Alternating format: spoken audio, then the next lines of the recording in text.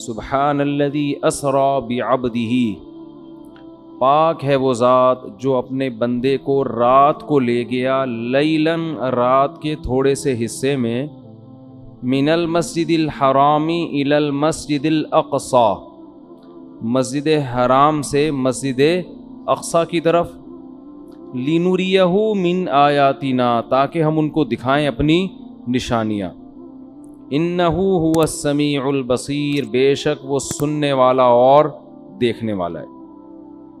قرآن میں تو بس اتنا ہی تذکرہ ہے معراج کا، اور اسی سورہ بنی اسرائیل میں آگے چل کے آتا ہے وَمَا جَعَلْنَا الرُّؤْيَا الَّتِي أَرَيْنَاكَ إِلَّا فِتْنَةً لِلنَّاسِ وَالشَّجَرَةَ الْمَلْعُونَةَ فِي الْقُرْآنِ، کہ ہم نے جو آپ کو منظر دکھایا وہ ہم نے لوگوں کے لیے آزمائش بنایا ہے، جیسے ہم نے شجرہ ملعونہ کو آزمائش بنایا، دونوں چیزوں کو ہم نے کیا بنایا؟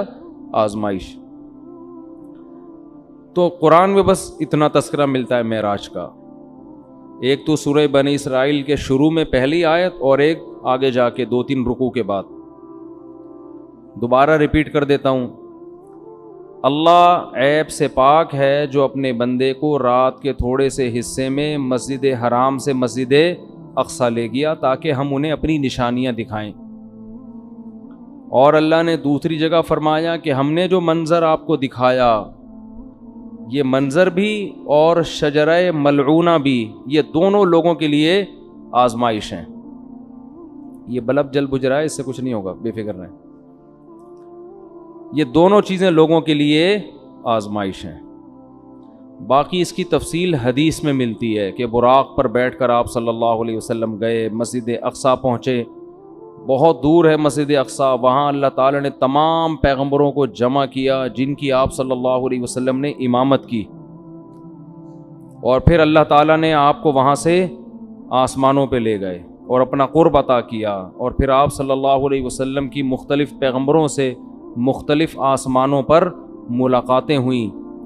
آپ کو معراج میں 50 نمازوں کا تحفہ دیا گیا، جو آہستہ آہستہ کم ہوتے ہوتے 5۔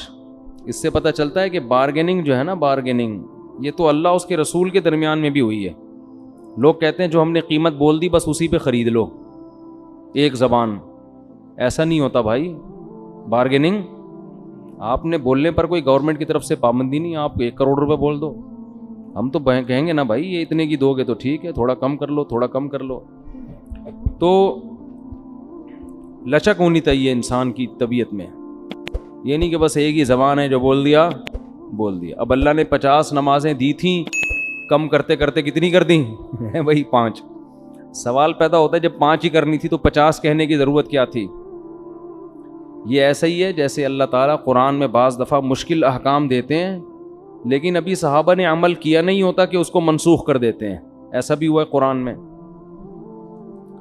یہ بتانے کے لیے کہ اصل تو ہم یہ حکم دینا چاہتے تھے مگر تمہاری رعایت میں ہم اپنے حکم کو چینج کر رہے ہیں۔ اگر پہلے ہی حکم دیا جاتا نا آسان والا تو پتہ کیا چلتا کہ اللہ اصل کیا چاہتے تھے اور آسانی کر کے کیا چاہتے ہیں۔ تو اصل تو یہ تھا کہ اللہ چاہتے تھے ہم دن میں کتنی نمازیں پڑھیں؟ 50 ٹائم، لیکن اللہ کو پتہ تھا کہ یہ مشکل میں پڑ جائیں گے اور جہنم میں جانے والوں کی تعداد اور زیادہ بڑھ جائے گی، اس لیے اللہ نے کہا کہ میں تمہاری رعایت کرتا ہوں۔ جیسے بیوہ عورت کو نکاح کے پیغام سے اللہ نے منع کیا، لیکن اللہ نے فرمایا اللہ کو پتہ ہے تم باز نہیں آؤ گے تو اشارتاً پیغام بھیج سکتے ہو، اس زمانے کی بات ہے۔ تو اسی طرح قرآن میں آتا ہے کہ ہم حکم دے رہے ہیں کہ جب نبی کی محفل میں جاؤ تو پہلے کچھ صدقہ دیا کرو۔ پھر اللہ نے فرمایا اشفقتم ان تقدموا بین یدی نجواکم صدقہ، تم ڈرتے ہو کہ ہر چیز میں پہلے صدقہ دینا پڑے گا، چلو معاف کیا، نہیں دو صدقہ، ٹھیک ہے نا۔ تو یہ قرآن کی عادت ہے، اس سے اللہ کی رحمت کا پتہ چلتا ہے، اور یہ بھی کہ اسلام کے احکام میں بھی اللہ نے ہمیں یہ بتایا ہے کہ میں بھی تمہاری طبیعت کا، تمہاری کمزوری کا کی رعایت کرتا ہوں۔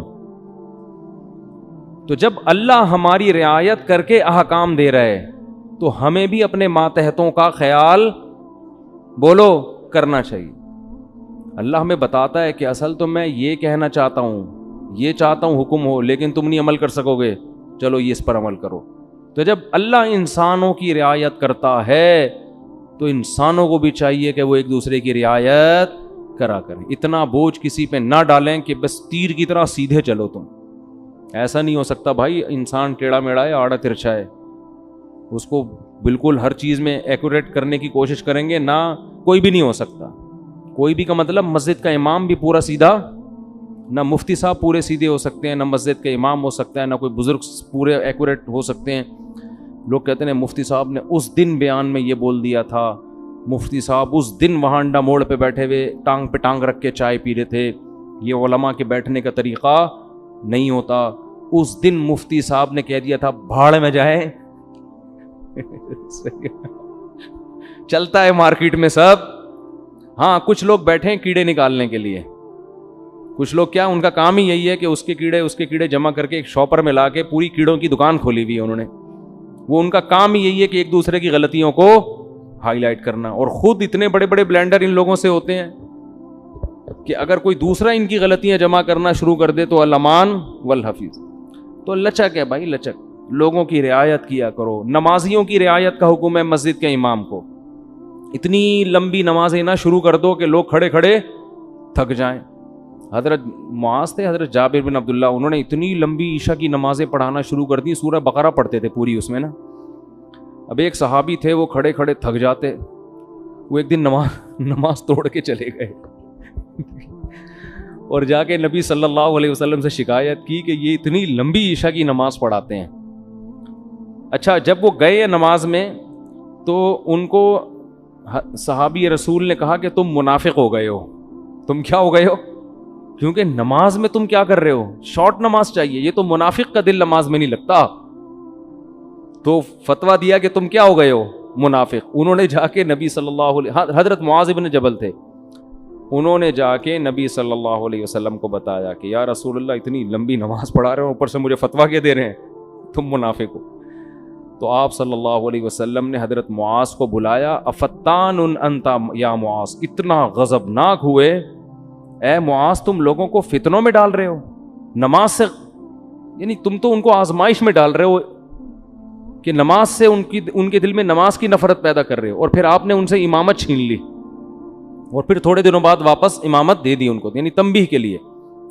تو امام کو چاہیے لوگوں کی رعایت کرے، خطیب کو چاہیے بیان میں بھی لوگوں کی رعایت کرے، ان کی مینٹل لیول سے اوپر کی باتیں نہ کرے، ایک دم 4 شادیوں پہ نہ آ جایا کرے، ٹھیک ہے نا؟ پہلے ان کو دوسری شادی سمجھائے، جب 6 مہینے میں یہ سمجھ میں آئے کہ پھر تیسری۔ ہم ڈائریکٹ کیا کرتے ہیں؟ تو اس پہ لوگ کہتے ہیں یار یہ پتہ نہیں کس قسم کی باتیں کرتا ہے۔ تو جو جنگ میں کمانڈر ہے اس کو چاہیے وہ اپنے فوجیوں کی رعایت کرے، آپ اپنے ماتحتوں کی رعایت کرو۔ بیمار ہیں، ہمارے استاذ نے ایک بڑا اچھا اصول بنایا، ہم جامعۃ الرشید میں تھے، انہوں نے فرمایا کہ کوئی طالب علم اگر آ کے یہ کہتا ہے کہ میری طبیعت خراب ہے مجھے چھٹی چاہیے، تو چھٹی اس کو فوراً دے دو۔ یہ تحقیق بعد میں ہوتی رہے گی کہ طبیعت واقعتاً خراب بھی ہے یا نہیں ہے۔ وجہ اس کی یہ کہ امکان ہے کہ ٹوپی کر رہا ہو، امکان ہے اس بات کا کہ ہو سکتا ہے جھوٹ بول رہا ہو، لیکن اس کا بھی امکان ہے کہ ہو سکتا ہے سچ بول رہا ہو۔ اب آپ نے بدگمانی کر کے کہ یار لگ تو رانی ہے شکل سے کہ بیمار ہے، چھٹی نہیں دی، اور وہ واقعتاً ہے کیا بیمار ہے، تو کتنی مصیبت میں آئے گا کہ نہیں آئے گا؟ تو وہ ہوتی رہے گی تحقیق، لیکن فوراً اس کو رخصت ملنی چاہیے، کیونکہ اس کا خطرہ ہے کہ واقعتاً سچ کہہ رہا ہو۔ تو یہ بہت اہم پوائنٹ کی باتیں ہوتی ہیں، ہم لوگ ان چیزوں کا گھروں میں خیال نہیں کرتے۔ اپنے ماتحتوں کے ساتھ، ملازمین کے ساتھ، ہر ایک کے ساتھ جو ہے نا یہ خیال کرنا چاہیے کہ اس کی حیثیت سے زیادہ اس کے اوپر بوجھ نہ ڈالا جائے۔ خیر، اللہ تعالیٰ نے اپنے حبیب صلی اللہ علیہ وسلم کو رات میں بلایا، تو میں یہ عرض کر رہا تھا کہ حدیث میں تفصیل بہت زیادہ ملتی ہے کہ آپ آسمانوں پر گئے، یوسف علیہ السلام سے ملاقات ہوئی، موسیٰ علیہ السلام سے ملاقات ہوئی، عیسیٰ علیہ السلام سے ملاقات ہوئی، ابراہیم علیہ السلام سے، اور پھر اللہ نے آپ صلی اللہ علیہ وسلم کو نمازوں کا تحفہ عطا فرمایا. تو یہ بہت احادیث میں اس کی تفصیل ملتی ہے، اور یہ سارے کام رات کے تھوڑے سے حصے میں ہوئے. پہلے تو میں اس بات کے تھوڑے سے دلائل دوں گا کہ یہ خواب نہیں تھا، یہ جاگتی حالت میں آپ کے جسم اطہر کے ساتھ ایک معجزہ تھا. غامدی صاحب کہتے ہیں یہ کیا تھا؟ خواب تھا. تو اب ہم غامدی صاحب کے دلائل بھی پیش کر دیتے ہیں اور پھر قرآن و سنت کے دلائل بھی. غامدی صاحب نے کہا ہے کہ رؤیا جو ہے نا عربی میں خواب کو کہتے ہیں. رؤیا کسے کہتے ہیں؟ خواب کو. جیسے سورہ یوسف میں ہے نا، وہ کیا تھا، انی رأیت احد عشر کوکبا، یوسف علیہ السلام نے کہا میں نے 11 ستارے دیکھے سجدہ کر رہے ہیں. تو ان کے ابا نے کہا لا تقصص رؤیا کا، اپنا یہ خواب کسی اور کو مت سنائیں. تو اس کو انہوں نے رؤیا سے تعبیر کیا ہے. کیا تعبیر کیا؟ رؤیا. تو یہی لفظ معراج کے بارے میں قرآن میں آتا ہے کہ اے نبی ہم نے آپ کے رؤیا کو، یہ جو رؤیا تھا نا، اس کو ہم نے لوگوں کے لیے ایک آزمائش بنایا ہے. تو غامدی صاحب کہتے ہیں کہ رؤیا کسے کہتے ہیں؟ خواب کو، جیسے سورہ یوسف میں. اس کا جواب یہ ہے کہ رؤیا اصل میں خواب کو نہیں کہتے، رؤیا اصل میں منظر کو کہتے ہیں، سین کو کہتے ہیں. اور خواب میں بھی ایک منظر نظر آتا ہے، اس لیے خواب پر بھی اس کا اطلاق کر دیا جاتا ہے، ورنہ اصل رؤیا کا معنی منظر، سین، کوئی بھی چیز آپ دیکھیں چاہے جاگتی حالت میں یا خواب میں. کیونکہ رؤیا کا لفظ نکلا ہے رؤیت سے، رؤیت دیکھنے کو کہتے ہیں. آپ نے دیکھا نہیں رؤیت ہلال، تو کیا یہ خواب میں دیکھا جا رہا ہوتا ہے ہلال کمیٹی ہے بھائی؟ جب جاگتی حالت میں دیکھ کے اتنے اختلاف ہو رہے ہیں تو خواب میں دیکھ کے پتہ نہیں کیا ہو جائے گا، 6 عیدیں ہوں گی پھر تو یہ جاگتی حالت میں ان آنکھوں کے ساتھ رؤیت ہلال کمیٹی نہیں ہے، رؤیت انی ارا ما لا ترون انی اخاف اللہ. قرآن میں جہاں بھی رآ یرآ کا لفظ آیا ہے دیکھنے کے معنی میں، تو رؤیا وہ چیز جو دیکھی جائے. اب یہ خواب میں بھی ہو سکتی ہے اور جاگتی حالت میں بھی، اس لیے اس کا اصل معنی ہوتا ہے منظر، لیکن اس کا اطلاق خواب پر بھی ہوتا ہے کیونکہ خواب میں بھی ایک سین نظر آتا ہے، آپ کو پورا ایک منظر ہوتا ہے. تو اب ہم دیکھتے ہیں کہ قرآن میں جو نبی کے لیے معراج کے لیے رؤیا کا لفظ استعمال ہوا ہے وہ خواب کے معنی میں ہے یا منظر کے معنی میں، دونوں احتمال اس میں ہیں. تو ہم قرآن ہی سے فیصلہ کروا لیتے ہیں کہ وہ حقیقت تھی یا بولو خواب تھا. قرآن میں 2 واضح قرینے، اگر ہم حدیث کو ہٹا دیں، حدیث سے تو پتہ چلتا ہے کہ یہ خواب نہیں تھا. حدیث سے تو صاف کہ براق پہ بیٹھ کے آپ جا رہے ہیں، خواب میں ان تکلفات کی کیا ضرورت ہے؟ خواب میں آپ امریکہ جاؤ ایسے ہی پہنچ جاتے ہو بغیر جہاز کے بھی. یہ جو پورا براق آ رہا ہے، جبریل آ رہے ہیں، جایا جا رہا ہے، پھر وہاں امامت ہو رہی ہے، حدیث سے تو صاف پتہ چلتا ہے. لیکن ہم قرآن میں بھی دیکھتے ہیں کہ 2 واضح قرینے ہیں جن سے پتہ چلتا ہے کہ یہاں رؤیا خواب کے معنی میں نہیں ہے. سب سے پہلے اس رؤیا کے آگے پیچھے جو آیت ہے وہ خود ہی بتا رہی ہے. فرمایا وما جعلنا الرؤيا التي اريناك الا فتنة للناس والشجرة الملعونة في القرآن، کہ ہم نے اس رؤیا کو بھی اور قرآن میں جو ملعون درخت کا تذکرہ ہوا ہے ان دونوں چیزوں کو لوگوں کے لیے آزمائش بنایا. کیسے؟ ملعون درخت ہے شجرہ زقوم. قرآن میں آتا ہے کہ جہنم میں ایک درخت ہے جس کا پھل بے انتہا کڑوا، بہت کڑوا، جو جہنمیوں کو کھلانے کے لیے دیا جائے گا. اس پر مشرکین مکہ کہتے تھے کہ ایک طرف آپ کہتے ہیں جہنم میں آگ ہے، دوسری طرف کہہ رہے ہیں جہنم میں درخت ہے، درخت آگ میں نہیں اگتے. آئی بات سمجھ میں؟ تو اللہ نے قرآن میں فرمایا کہ اللہ، جس کا حاصل یہ ہے کہ اللہ کو یہ طاقت اور قدرت ہے کہ وہ آگ کے اندر بھی درخت پیدا کر دے. اور وہ کیا ہے اس کے بارے میں قاروہا، وہ پورے آیت مجھے یاد نہیں آ رہی، کہ اس کی جو جڑیں ہیں نا وہ جہنم کی تہ میں ہیں، اس طرح کی آیت ہے. ابے نہیں بھائی بولی، خیر، یعنی اس جواب کا حاصل یہ ہے کہ اللہ کو یہ قدرت ہے کہ اللہ اس درخت کو جہنم کے اندر پیدا کر دے, اور جہنم کی تہ میں اس کی کیا ہے, جڑیں اور شاخیں اوپر ہیں, تو آگ میں اللہ پیدا کر سکتا ہے, اللہ کے لیے کوئی مشکل نہیں ہے. دیکھو ہم نے اگر پانی کے جانوروں کو نہ دیکھا ہوتا کبھی بھی, تو ہم کہتے کہ پانی کے اندر انسان یا کوئی مخلوق زندہ نہیں رہ سکتی, سانس کیسے آئے گا؟ تو اللہ نے پانی کی ہی مخلوقوں کو پیدا کر دیا, کروڑوں مخلوق جو پانی کے اندر ہی زندہ رہتی ہیں, باہر نہیں نکلتی. تو اللہ کو یہ قدرت ہے کہ وہ اسی ماحول کے حساب سے چیزیں پیدا کر دے. تو اللہ فرماتے ہیں ہم نے یہ ملعون درخت کو بنایا کس کے لیے؟ آزمائش, تاکہ مشرکین اور غیر مسلم اس کا انکار کریں کہ ایسا ممکن نہیں ہے. حالانکہ یہ انکار کرنا بنتا اس لیے نہیں ہے کہ اللہ ہر چیز پر قدرت رکھتا ہے. تو ہم نے زقوم درخت کو بھی لوگوں کے لیے کیا بنا دیا؟ آزمائش, کہ یہ اللہ کی قدرت جو مانتا ہے وہ تو اس کو مانے گا, جو اللہ کی قدرت نہیں مانتا وہ اس کا انکار کرے گا. تو اسی کے ساتھ اللہ نے نبی کی معراج کا بھی تذکرہ کیا کہ ہم نے نبی کو جو منظر دکھایا اس کو بھی لوگوں کے لیے کیا بنایا؟ آزمائش. کیا مطلب؟ جو اللہ کی قدرت کو مانے گا وہ تو مانے گا اس واقعے کو, جو کہتے ہیں اللہ ایسا نہیں کر سکتا وہ اس واقعے کا انکار کر دے گا. خواب اگر یہ ہوتا تو خواب کو ماننا کوئی اچھمبے کی بات نہیں ہے, یہ فتنہ تھوڑی بنتا. نبی کہتے ہیں مجھے خواب آیا ہے, یہ ہوا ہے, تو ابو جہل بھی کہتے تھا بھائی خواب تو کسی کو بھی کچھ بولو نا بھائی آ سکتا ہے, خواب میں تو آپ کہیں بھی جا سکتے ہیں, کوئی بھی انکار نہ کرتا. لیکن جیسے وہ کہہ رہے تھے عقلاً یہ ممکن نہیں ہے کہ جہنم میں درخت پیدا ہو جائے, ایسے ہی عقلاً یہ ممکن نہیں ہے کہ کوئی انسان زندہ اپنے جسم کے ساتھ رات کے تھوڑے سے حصے میں مسجد حرام سے مسجد اقصیٰ اور آسمانوں کی سیر کر کے آ جائے. اٹ ازنٹ پاسبل, یہ عقلاً ممکن نہیں ہے. تو اللہ کہتے ہیں دونوں چیزیں تمہارے لیے آزمائش ہیں. خدا کی قدرت کو مانو گے تو دونوں پہ یقین کرو گے, نہیں مانو گے تو دونوں کا انکار کرو گے. تو یہ بہت بڑی دلیل ہے کہ یہاں رؤیا سے مراد معراج میں حقیقت ہے جسم کے ساتھ, خواب اس سے مراد نہیں ہے, ورنہ یہ آزمائش نہ ہوتا. دوسرا قرآن میں واضح اشارہ کیا, وہ تو صراحت ہے. سورہ بنی اسرائیل شروع ہو رہی ہے, سبحان الذی, پاک ہے وہ ذات, اسرا بعبدہ, جو اپنے بندے کو رات کے تھوڑے سے حصے میں لے گیا, من المسجد الحرامی الی المسجد الاقصیٰ, مسجد حرام سے مسجد اقصیٰ.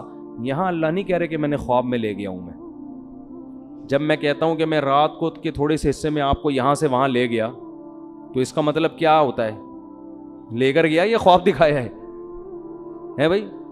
آپ کہہ رہے ہو کہ بھائی دیکھو میں تمہیں اپنے ساتھ ملیشیا لے کر گیا تھا اور میں نے تمہیں وہاں گھمایا اور پھرایا, پھر میں تمہیں وہاں, تم دبئی کی اب کوئی آدمی کی نئی نئی شادی ہوئی ہے فرض کر لو, بیگم کو ہنی مون کے لیے مری لے کر گیا, بعد میں پھڈا ہو گیا, بیگم کو کہہ رہے دیکھو میں تمہیں اپنے ساتھ اس دن مری لے کر گیا تھا, پھر میں تمہیں نتھیا گلی کی میں نے تمہیں سیر کرائی, پھر میں وہاں سے ہم نے ٹن مارا ادھر کی طرف, ہم مڑے سوات مردان کی معلم جبہ ہے کیا ہے, بہرحال جو بھی ہے, وہاں سے ٹن مار کے اسلام آباد سے ہم اگلی فلائٹ سے واپس آئے. کوئی بندہ وہاں بیٹھا ہوا کہہ رہا ہے یار آپ بھابھی سے اتنی محبت کرتے ہو؟ ہاں جی میں تو بہت محبت کرتے, بہت اچھا خواب دکھایا اپنے بھابھی کو. آپ بولو گے تمہارا دماغ خراب ہو گیا, میں خواب کی باتیں کر رہا ہوں, میں کہہ رہا ہوں میں لے کر گیا. تو جب کوئی عام آدمی یہ بات کرتا ہے, دوسرا اس کو خواب کہے گا, تو آپ کو غصہ آئے گا کہ نہیں آئے گا؟ اللہ سورہ بنی اسرائیل شروع اس طرح سے کر رہے ہیں, سبحان الذی, پاک ہے وہ ذات, اسرا بعبدہ, جو اپنے بندے کو لے گیا, لیلن, رات کے تھوڑے سے حصے میں. یہ تنوین تقلیل کے لیے, تھوڑے سے حصے میں بھی اللہ اپنی قدرت دکھا رہا ہے. خواب کا تذکرہ ہوتا تو نہ رات کہنے کی ضرورت تھی, نہ رات کا تھوڑا حصہ کہنے کی ضرورت تھی. سمجھ میں نہیں آ رہی بات؟ دوسری بات, تیسرا قرینہ, اللہ اس آیت کو شروع کر رہا ہے سبحان الذی, ہر عیب سے پاک ہے وہ ذات. اس میں اللہ اپنی قدرت بتا رہا ہے کہ تمہیں عجیب سا لگے گا کہ رات کے تھوڑے سے حصے میں کوئی بندہ مسجد حرام اور مسجد اقصیٰ سے ہو کے واپس بھی آ جائے. اٹ ازنٹ پاسبل, یہ ممکن نہیں ہے. تو اللہ آیت شروع کر رہا ہے سبحان الذی, اللہ ہر عیب سے پاک ہے, وہ عاجز نہیں ہے کہ کچھ کرنا چاہے تو اس کو اسباب کے تانے بانے جوڑنے پڑے, ٹائم دیکھنا پڑے, بھائی اتنے ٹائم میں تو یہ ممکن نہیں ہے, اس لیے اللہ عیب سے پاک ہے. تو یہ تیسرا قرینہ ہے. خواب ہوتا تو اللہ سبحان اللہ کا ذکر نہ کرتا. عجیب چیز کو دیکھ کے ہم کہتے ہیں نا سبحان اللہ, اچھی کہو کہتے ہیں, وہ کون پنجاب میں جب تقریر ہوتی ہے کہتے ہیں اچھی کہو سبحان اللہ, تو انہوں نے کوئی بڑا ٹیکنیکل پوائنٹ مارا ہوتا ہے. خوابوں کی باتوں پہ کوئی اتنا زیادہ نہیں ہوتا سبحان اللہ, ٹھیک ہے نا. تو اللہ فرما رہے ہیں کہ یہ 3 واضح قرینے قرآن مجید میں, لِنُرِيَهُ مِنْ آیَاتِنَا, تاکہ ہم محمد صلی اللہ علیہ وسلم کو اپنی نشانیاں بتائیں. تبھی تو مشرکین نے انکار کر دیا, یہ نہیں ہو سکتا. اگر خواب کی بات ہوتی تو وہ انکار نہ کرتے. پھر جب انکار کیا تو اللہ فرماتے ہم نے اس واقعے کو آزمائش بنایا. باقی اس میں حکمت کیا تھی؟ یہ معجزہ اللہ نے کسی اور پیغمبر کو نہیں دیا. ہر پیغمبر کو الگ قسم کے معجزے ملتے ہیں. حضرت عیسیٰ علیہ السلام کو جو معجزے ملے نا, وہ کہا جاتا ہے کہ سب سے زیادہ معجزے اللہ نے حضرت عیسیٰ کو دیے ہیں. مردے کو زندہ, کوڑ کے مریض کو شفا, پیدائشی نابینے کی آنکھیں واپس, مٹی کا پرندہ بنا کے پھونک ماری, پھڑ پھڑ پھڑ کر کے اڑ رہا ہے. یہ بہت ہی عجیب قسم کے معجزے. علماء کہتے ہیں کہ حضرت عیسیٰ کے دور میں علم طب جو تھا نا, میڈیکل سائنس, وہ اس وقت کافی عروج پہ پہنچ چکی تھی. حکمت کا علم, حکیم, بڑی بڑی پیچیدہ بیماریوں کے علاج دریافت ہو گئے تھے. لیکن ساری دنیا کے سارے حکیم کہتے تھے کوڑ کے مریض کا علاج ممکن نہیں ہے. ایسی کوئی دوا نہیں ہے کہ پیدائشی نابینا کی آنکھیں آ جائیں. بعد میں بینائی جائے تو آ سکتی ہے, جو پیدا ہی نابینا ہوا ہو اس کی آنکھیں نہیں آ سکتی. ایسی کوئی دوا نہیں ہے کہ مردے کو کھلاؤ اور اس میں جان آ جائے. نہیں یاری بات سمجھ, جو مر گیا وہ ختم, فینش, اب ٹھیک نہیں ہو سکتا. مٹی کے بنے ہوئے پرندوں میں جان, کوئی چورن چٹنی ایسی نہیں ہے کہ پتلے میں ڈالیں اور وہ اڑنا شروع ہو جائے. نا نا نا. حضرت عیسیٰ کو جو اللہ نے معجزے دیے نا, وہ تمام میڈیکل سائنس کو کیا کر رہے تھے؟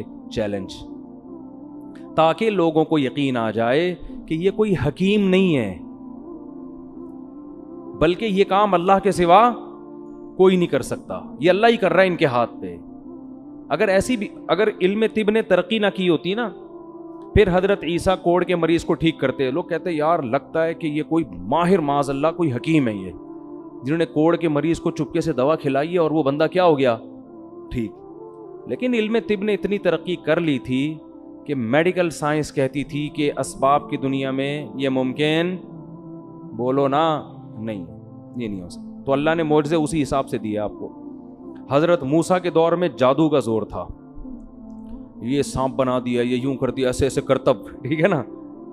تو وہ لوگ جادو کو سمجھتے تھے کہ جادو کیا ہوتا ہے. اللہ نے حضرت موسیٰ کو جو معجزے دیے نا, وہ والے معجزے جو جادوگر دکھایا کرتے تھے, اس طرح کے جادو. گریبان میں ہاتھ ڈالا, ہاتھ کیا ہو رہا ہے؟ سورج کی طرح چمک رہا ہے. یہ جادوگروں کے اس زمانے میں کرتب ہوا کرتے تھے. لاٹھی کو کیا بنا رہے ہیں؟ سانپ. اللہ نے کہا جادوگر بھی یہ کام کرتا ہے, آپ بھی کرو. لیکن جادوگر جب یہ کرتا ہے تو نظر کا دھوکہ ہوتا ہے, آپ جب کرو گے تو سچی مچی کا ہو جائے گا. تو جادوگر خود کہیں گے بھائی اٹ ازنٹ پاسبل. کیونکہ اگر جادو نے ترقی نہ کی ہوتی تو لوگوں کو کیا پتا چلتا کہ یہ جادو ہے یا حقیقت. جو علم ترقی کرتا ہے تو اس کے ماہرین پیدا ہوتے ہیں نا, وہ بتاتے ہیں بھائی یہ ممکن نہیں ہے. اگر عیسیٰ کو موسیٰ والے معجزے دیے جاتے, لاٹھی کو سانپ بنانے والے, تو اس وقت جادو کا ان لوگوں کو اتنا نہیں پتا تھا. وہ کہتے یار ہو سکتا ہے یہ جادو, یہ بھی جادو, یہ بھی جادو. لیکن جادو اتنی ترقی کر چکا تھا کہ لوگ جانتے تھے کہ جادوگر تو لاٹھیوں کو سانپ بناتے ہیں, بنتا نہیں ہے, نظر آتا ہے. جب وہ گریبان میں ہاتھ ڈال کے نکالتے ہیں روشن نظر آتا ہے, ہوتا نہیں ہے. ادھر تو بھائی سچی مچی کا ہو رہا ہے بھائی, یہ کھوپڑی میں آنے والی بات نہیں ہے, یہ تو ممکن ہی نہیں ہے. تبھی اللہ نے حضرت موسیٰ کا مقابلہ کس سے کرا دیا؟ جادوگروں سے. اور ہزاروں جادوگروں نے جب لاٹھیوں کو پھینکا ہے, یخیل الیہ من سحرہم انہا تسعی, قرآن کہتا ہے پبلک کو دیکھنے میں ایسا لگا, حقیقت میں نہیں تھی وہ, دیکھنے میں ایسا لگا, ان کے جادو نے نا آنکھوں کو ایسے پردے ڈال دیے تھے, پبلک کو اور حضرت موسیٰ کو ایسا لگا کہ یہ سانپ ہے جو میری طرف دوڑ رہا ہے. اللہ خود قرآن میں کہتے ہیں یخیل, خیالی دنیا میں تھا, حقیقت میں ایسا نہیں تھا. ادھر موسیٰ علیہ السلام کو اللہ نے کہا آپ لاٹھی زمین پہ ڈالیں. جب حضرت موسیٰ نے ڈالی ہے فَإِذَا هِيَ ثُعْبَانٌ مُبِينٌ, واقعی اژدہا بن گئی. تبھی تو قرآن کہتا ہے کہ جادوگر ایک سیکنڈ بھی نہیں ٹھہرے, فوراً سجدے میں گر گئے. یہ نہیں کہ انہوں نے مشورہ کیا ہو کہ بھائی یہ دیکھو ذرا یہ بھی جادو ہے, ہمارا بھی جادو, تو ایکچولی ذرا ہم غور کرتے ہیں, ایک کانفرنس بلاتے ہیں, ہمارا آپس میں اس میں مذاکرہ ہوگا کہ اس کا لیبارٹری ٹیسٹ کروائیں کہ یہ سانپ واقعی سچی مچی کا ہے یا جھوٹی موٹی کا ہے کیا یہ. قرآن کہہ رہا ہے نا نا نا نا نا, فَأُلْقِي, دو لفظ قرآن میں بلاغت کے, ایک فا اور ایک القیا. فا کا مطلب فوراً, ادھر لاٹھی سانپ بنی ہے, ادھر جادوگر فوراً. اور قرآن کہہ رہا ہے سجدے میں گرے نہیں, القیا گرا دیے گئے. گرا دیے گئے کیا مطلب؟ اس کو کہتے ہیں ریفلیکٹ ایکشن. بعض دفعہ سوتے میں استری کے قریب آپ کا ہاتھ آتا ہے اور لاشعوری طور پر پیچھے ہٹ جاتا ہے, ہوتا ہے نا ایسے. یار ایک تو آپ لوگ کو اب سائنس اور ٹیکنالوجی بھی سکھانی پڑے گی. دیکھو دھماکہ ہوتا ہے بعض دفعہ, ہم اچھلتے پہلے سوچتے بعد میں کہ ہوا کیا ہے, ایسا ہی ہے کہ نہیں ہے؟ اللہ نے ہمارے اندر کچھ لاشعوری ایسی سینس رکھی ہے, وہ ہمیں حادثات میں کام آتی ہے. کیونکہ حادثے جب ہو رہا ہو تو پہلے سوچ کے پھر آپ عمل کرو تو ٹائم بولو نکل چکا ہوتا ہے. بعض دفعہ ٹائم کیا ہو چکا ہو. دیکھو ایک کتا آپ کے پیچھے آ رہا ہے تو آپ سوچتے ہو, پہلے تو یہ سوچتے ہو میرے ہی پیچھے آ رہا ہے, کسی اور کے پیچھے تو نہیں جا رہا. سوچنے کا ٹائم ملتا ہے نا آپ کو, کیونکہ جیسے کتا بھاگ سکتا ہے آپ بھی بھاگ سکتے ہو. آپ سوچتے ہو, پھر آپ غور کرتے ہو نہیں یار یہ میری طرف ہی آ رہا ہے, کتنی اسپیڈ سے آ رہا ہے, اسپیڈ چیک کرتے ہو آپ اس کی. پھر آپ یہ سوچتے ہو کہ اس سے بچنے کا میرے پاس بھاگنے کے علاوہ بھی کوئی راستہ ہے. اگر بھاگنے کے علاوہ راستہ ہے تو مجھے تگڑ تگڑ بھاگنے کی کیا ضرورت ہے. تو آپ کا دماغ کام کرتا ہے, آپ پتھر اٹھا لیتے ہو کہ یار پتھر سے ماروں گا بھاگ جائے گا, تو مجھے بھاگنے کی ٹینشن لینے کی ضرورت نہیں ہے. آپ پتھر اٹھاتے ہو, کتے کو اس طرح کرتے ہو, کتا اگر ڈر کے رک گیا تو آپ کہتے ہو بہت زبردست کام ہو گیا. کتا اگر کتے پنے پہ آیا ہوا ہے وہ پھر بھی نہیں رک رہا, پھر آپ آخری حربے کے طور پر تگڑ تگڑ بھاگنا شروع کرتے ہو اور بالآخر آپ کی جان بچ جاتی ہے. یہ سوچنے کا ٹائم ملتا ہے آپ کو. لیکن کچھ اتفاقی حادثے ایسے ہوتے ہیں کہ ان میں اگر سوچ کے کام کرو گے تو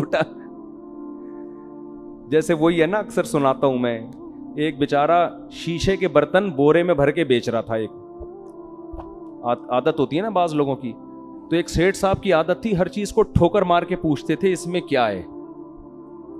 تو وہ شیشے کا برتن اس بیچنے والے نے اس سیٹھ صاحب کے سامنے رکھا. سیٹھ صاحب کو پتہ نہیں تھا اس میں شیشے کے برتن ہے. سیٹھ صاحب نے بوری پہ پاؤں مارا, بولا اس میں کیا ہے. اس نے کہا ہے نہیں, تھا. اب نہیں ہے. تو یہ کچھ ایسی چیزیں ہوتی ہیں جن میں سوچنے کا ٹائم, بھائی اس میں ٹھوکر مار کے پوچھو گے تو اب نہیں ہے, پوچھ کے ٹھوکر مارتے آپ. تو کچھ کام تو ایسے ہوتے ہیں سوچ کے آپ بھاگو, کچھ ایسے ہوتے ہیں کہ بھاگنا پہلے پڑتا ہے سوچنا بعد میں. تو یہ وہ حادثے ہوتے ہیں جس میں اللہ نے آپ کو سوچنے کا اختیار دیا ہی نہیں ہے, قدرت خود آپ کو بچنے کا موقع دیتی ہے, یعنی بچا لیتی ہے. جیسے اچانک جب دھماکہ ہوتا ہے تو ہم اچھلتے پہلے ہیں سوچتے بعد میں. قدرت ہمیں اچھالتی ہے کہ ابے بھاگ یہاں سے, ٹھیک ہے نا, کچھ ہوا ہے. یا کتا بہت قریب آ کے ایک دم بھونکنا شروع کر دے تو پھر آپ بھاگتے پہلے ہو سوچتے بعد میں, اور خود ارادے سے نہیں بھاگتے. لاشعوری طاقت آپ کو کیا کرتی ہے, بھگا دیتی ہے. کوئی جھاڑی میں چھپا بیٹھا ہو, آپ قریب سے گزرو, وہ ایک دم بھو کر کے جب آواز دیتا ہے تو آپ بھاگتے پہلے ہو سوچتے بعد میں. یہ گاڈ گفٹڈ کچھ چیزیں اللہ نے انسان میں رکھی ہیں. یہ اس لیے رکھی ہیں کہ حادثوں ایمرجنسی جب نافذ ہونا تو آپ کو سوچنا نہ پڑے. سمجھ رہے ہیں, پہلے کام ہو جائے پھر بعد میں سوچتے رہو. ابھی تو قدرت چاہ رہی ہے اس جگہ سے آپ ہٹ جاؤ ورنہ مر جاؤ گے آپ. بالکل یہی کام جادوگروں سے ہوا ہے.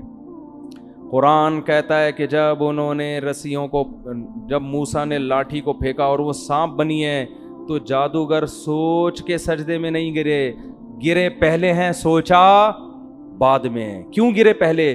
ان کے لاشعور میں یہ بات بیٹھ گئی, بھائی یہ تو پیغمبر ہے, یہ تو پاسبل ہی نہیں ہے کہ لاٹھی سانپ بن جاؤ. بھائی پہلے سجدہ کرو بعد میں سوچتے رہیں گے کہ یہ سجدہ صحیح کیا یا غلط کیا. نہیں آ رہی بات. یہ قرآن کی بلاغت ہے. جب موسیٰ نے لاٹھی کو پھینکا ہے، قرآن کہہ رہا ہے فَأُلْقِي، جادوگروں کو لاشعوری طاقت نے سجدے میں گرا دیا. یہ لاشعوری طاقت کون تھی؟ یہ وہی جو ہمیں دھماکوں کے وقت ہوشیار کر دیتی ہے، ہم ہل جاتے ہیں اچانک. تو جادوگروں نے جب یہ منظر دیکھا نا کہ بھئی یہ لاٹھی تو حقیقت میں سانپ بن گئی، یہ تو عملاً ممکن ہے ہی نہیں، یہ تو اللہ کا پیغمبر ہے، یہ اللہ ہی کر سکتا ہے، یہ جادو نہیں ہے. اتنا انسپائر ہوئے کہ قرآن کہہ رہا ہے کہ بغیر سوچے سمجھے سجدے میں گر گئے اور بغیر سوچے سمجھے کہنے لگے آمنا برب العالمین ربی موسیٰ و ہارون، ہم رب العالمین جو موسیٰ اور ہارون کا رب ہے اس پر ایمان لے آئے. اب اس کے بعد سوچ رہے ہیں کہ ہمارا فیصلہ صحیح تھا یا غلط، یعنی اس کے انجام کیا ہے. تو سوچنے کے بعد ان کو یقین ہو گیا کہ ہم نے فیصلہ کیا کیا ہے، صحیح. اب فرعون دھمکیاں دے رہا ہے کہ تمہاری نورا کشتی تھی اور میں تمہارے ہاتھ پاؤں کاٹ کے لٹکا دوں گا. انہوں نے کہا لن نؤثرک علی ما جاءنا من البینات، اے فرعون موسیٰ کے برحق ہونے کے جو ہم نے دلائل دیکھ لی ہیں نا، اب ہم تیری بات پر یقین نہیں کریں گے. فقضی ما انت قاض، تو ہاتھ پاؤں کاٹنے کی بات کرتا ہے، جو تیرے بس میں ہے وہ کر لے. چند سیکنڈ کا ایمان ہے مگر کتنا پاورفل. اور فرعون کو کب سے دعوت دی جا رہی ہے، کم وقت کی سمجھ میں بات نہیں آ رہی. ان کو یقین ہو گیا کیونکہ ابھی تک نشانی نہیں دیکھی تھی نا. چند سیکنڈ کا ایمان ہے اتنا تگڑا. اور پھر فرعون کو کیا کہہ رہے ہیں، انما تقضی هذه الحیات الدنیا، تو جتنی سزا دے گا اسی دنیا میں دے گا نا، تو اس دنیا میں زیادہ زیادہ کیا کر لے گا، آگ میں ڈال دے گا، قتلے بنا دے گا، جیل میں ڈال دے گا، عمر قید کی سزا دے دے گا، تو 25-30 سال کے بعد مرمرا کے کیا ہو جائیں گے، ختم. اور آگے کہنے لگے ہم جو رب پر ایمان لائے ہیں نا، رب پر، اس پر جو ہمیں رب دے گا، واللہ خیر و ابقا، گاڈ کا جو انعام ہے وہ تجھ سے زیادہ اچھا بھی ہے اور ہمیشہ باقی رہنے والا بھی. کوانٹٹی کے اعتبار سے بھی اچھا، کوالٹی کے اعتبار سے بھی اچھا ہے. تو بارگیننگ ہو رہی ہے، ٹھیک ہے نا. تو اگر رب سے زیادہ دے سکتا ہے تو بات کر، ظاہر ہے وہ تو دے نہیں سکتا. فرعون نے ہاتھ پاؤں کاٹ کے لٹکا دیا. تو اللہ نے یہ بھی دکھا دیا کہ نورا کشتی نہیں ہے، کیونکہ نورا کشتی میں دونوں کے مفاد ہوتے ہیں، ایک قتل ہونے کے لیے تیار نہیں ہوتا. اتنی واضح نشانیاں فرعون کو اللہ نے دکھا دی کہ دیکھ جادوگروں نے گواہی بھی دے دی ہے اور اپنی قربانی سے یہ بھی ثابت کر دیا کہ یہ نورا کشتی نہیں ہے. لیکن فرعون کی کھوپڑی، کیونکہ دنیا کے نشے میں جب انسان آتا ہے نا، شہوت پرستی میں، جو آدمی زنا کے قریب جا رہا ہو نا، اسے 1000 سمجھاؤ آپ، 1000 دفعہ ہو کہ یہ حرام ہے، لیکن وہ پھر بھی کیا کرتا ہے، زنا میں مبتلا ہوتا ہے. تو یہ گناہ ہے ہی ایسی برباد چیز، انسان کو اندھا کر دیتی. خیر جلدی سے بات کو سمیٹتا ہوں. تو موسیٰ علیہ السلام کو اللہ نے جو معجزے دیے وہ کس حساب سے، جادوگروں کو سمجھ میں آ جائے. عیسیٰ علیہ السلام کو میڈیکل سائنس کے اعتبار. داؤد علیہ السلام کا دور تھا حکومت کا، بڑی بڑی جنگیں ہو رہی تھیں اس وقت، لڑائیوں کا دور تھا. اللہ نے ایسے معجزے دیے آپ کو جو جنگوں میں آپ کے کام آئے، لوہے کو پگھلا دیا آپ کے ہاتھوں میں، اس طرح سے. خیر تو ہمارے نبی کو جو معجزے دیے ہیں نا، وہ قیامت تک کے حساب سے وہ آپ کے حساب سے سوٹیبل ہیں.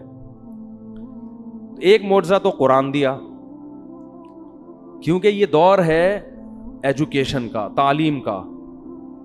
تو قرآن کا جو معجزہ ہے، قرآن نے دعویٰ کیا اس جیسی کتاب لے کر آؤ. کتابوں کا دور ہے نا، تو قرآن نے کیا کہا، ایک شخص جو نہ لکھنا جانتا ہے نہ پڑھنا جانتا ہے، ایسی کتاب لے کر آتا ہے جس کے مضمون اتنے بہترین کہ ایسے اخلاقی مضمون آپ کو دنیا کی کسی کتاب میں نہیں ملیں گے.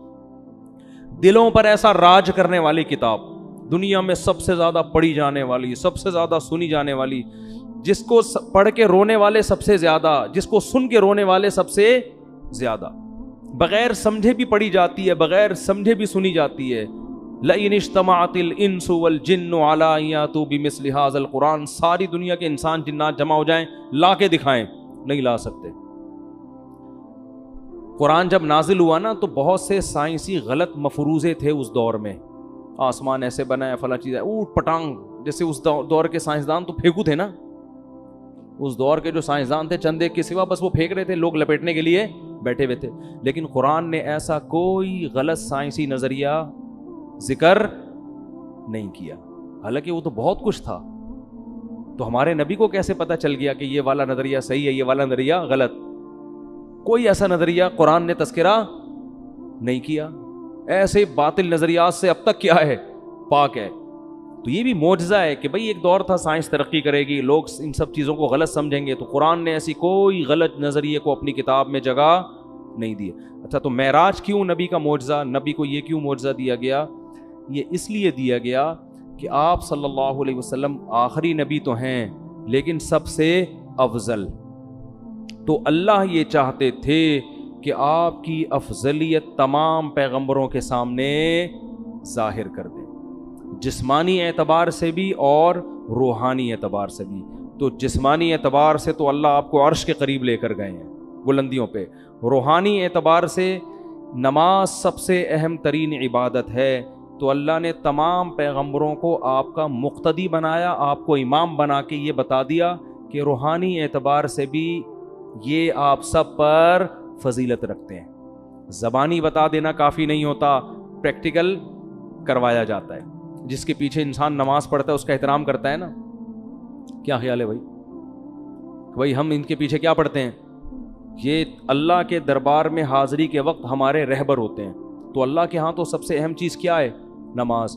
تو اللہ نے کیا کیا؟ آدم علیہ السلام, موسیٰ علیہ السلام, یوسف علیہ السلام, داؤد علیہ السلام, زکریا علیہ السلام, عیسیٰ علیہ السلام, سارے پیغمبروں کو بولا چلو بیت المقدس میں صفے بنا کے کھڑے ہو جاؤ.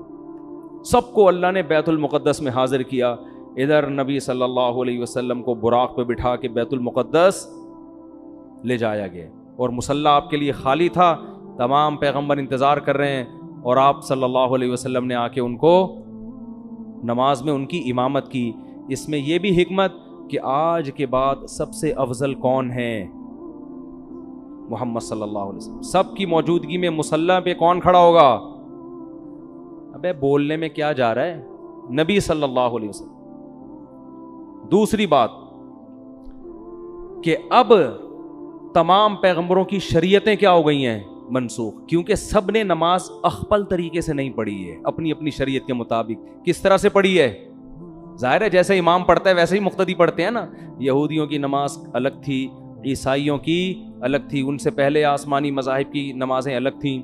اب جب نبی آ گئے تو نماز کیسے ہوگی؟ جیسے نبی پڑھائیں. کیا مطلب؟ نماز یہ ایک سائن ہے, علامت ہے شریعت کا, کیونکہ سب سے بڑا شعار ہے نا.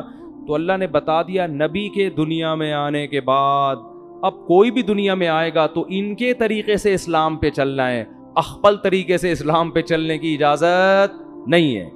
اسی وجہ سے جب حضرت عیسیٰ علیہ السلام قرب قیامت میں نازل ہوں گے تو اپنی شریعت کو فالو نہیں کریں گے, بلکہ محمد صلی اللہ علیہ وسلم کی شریعت کو فالو کریں گے. جب نازل ہوں گے نا دمشق کی مسجد میں, تو امام مہدی مصلی پہ کھڑے ہوں گے نماز پڑھانے کے لیے. تو حضرت عیسیٰ جب آسمانوں سے نیچے اتریں گے تو حضرت مہدی ان کے لیے مصلی خالی کریں گے کہ آپ نماز پڑھائیں. وہ کہیں گے نا نا نا نا, اس کام کے لیے اللہ نے اس امت کو منتخب کیا ہے. سمجھ میں شریعت اس امت ہی کی, کیونکہ یہ آپ ہی, میں امامت کرنے کے لیے بولو نہیں, تمہارے امام پہلے سے نبی آپ صلی اللہ علیہ وسلم امام ہے, وہ ان کی امامت ابھی بھی ہے. پھر کیوں تشریف لائے بھائی آپ؟ سوال پیدا ہوتا ہے پھر آپ کیوں تشریف لائیں جب آپ نماز بھی نہیں پڑھا رہے ہیں؟ بھائی نماز اس امت کے پیچھے پڑھ رہے ہیں تو پھر آپ تشریف, سوال پیدا ہوتا ہے کہ نہیں ہوتا, کیوں لائے؟ تو وہ جواب میں کہیں گے کہ میں دنیا میں دین کی دعوت کو لے کر آیا تھا, میں نے ہزاروں درجنوں معجزے دکھائے, مجھ پر اہل کتاب ایمان لائے, اور یہودیوں نے مجھ سے دشمنی کر کے اپنے خیال کے مطابق مجھے قتل کرنے کی کوشش کی. اب یہودی میرا تو دشمن ہے, اور اسلام کا بھی سب سے بڑا دشمن کون ہے؟ یہودی. تو یہ ہم دونوں کا مشترک دشمن ہے. تو میں اب اس امت کی قیادت کروں گا یہودیوں سے قتال کرنے میں. سمجھ میں نہیں آ رہی تو جیسے چل رہے ہیں ویسے ہی چلتے رہیں. میں جب سبق پڑھاتا ہوں طلبہ سے کہتا ہوں سمجھ میں آ رہی, وہ کہہ رہے نہیں, میں کہہ رہا ہوں باقی دنیا میں ساری باتیں سمجھ میں آ گئی ہیں آپ لوگوں کی؟ کہتے ہیں نہیں ہے. تو چلو ایک اور صحیح, ایک اور بات سمجھ, کیونکہ ہم 3 دفعہ سمجھائیں گے, اس کے بعد ہمارے پاس کھوپڑی نہیں ہے کہ سارے دن ایک ہی چیز سمجھاتے رہیں, ٹھیک ہے نا. تو میرا اسٹائل ہے پڑھانے کا, سبق طلبہ سے کہتا ہوں 1 دفعہ سمجھا دیا, 2 دفعہ پھر بھی نہیں سمجھ میں آیا, تو میں ان سے کہتا ہوں باقی ساری چیزیں سمجھ میں آ گئی ہیں؟ یعنی ساری چیز سمجھ میں نہیں آئی, چلو ایک اور چیز ایسی ہے جو سمجھ میں نہیں ہے.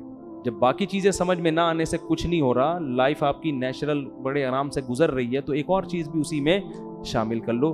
تو خام خام ایک ہی چیز کو سمجھا کے دماغ خراب نہیں کرنا چاہیے. بھی کل کسی نے مضمون بھیجا 4 شادیوں کے خلاف, وہ میں نے پڑھا, اس نے دلائل دیا, میں نے کہا اس کو اپنے پاس رکھ لو, اب ہمارے پاس فالتو کھوپڑی نہیں ہے, ان باتوں کے 100 دفعہ جواب دے چکے ہیں, پھر وہی کھوپڑی وہی گھما رہے, وہی. میں نے کہا یہ سمجھنے والے لوگ نہیں ہے. خیر 4 شادیاں پتہ نہیں کہاں سے آ گئیں, جلدی سے بات کو سمیٹ کے ختم کرتا ہوں.